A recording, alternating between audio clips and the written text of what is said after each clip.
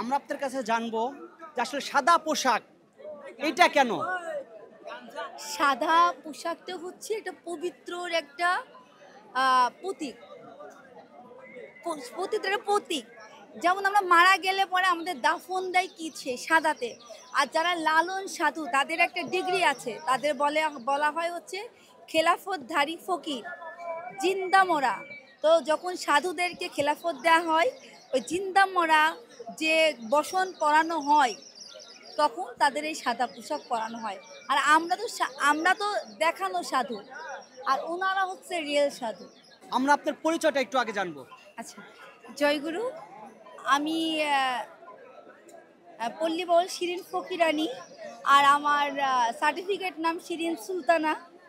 আমার বাবা মা ফকির, তাই সেই সুবাদে আমার গুরু আমার নাম দিয়েছে শিরিন ফকিরানী।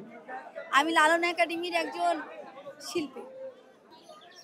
আসলে আমার মনে হয় যে তরুণ মেয়ে বা ছেলে বলে কিছু নাই।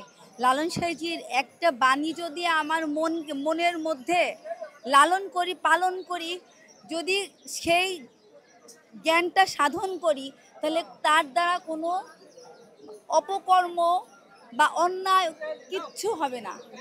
লালন সাহেবজি বলেছেন, সত্য বল সুপথে চল ওরে আমার মন, সত্য সুপথ না চিনিলে না পাবি না মানুষের দর্শন।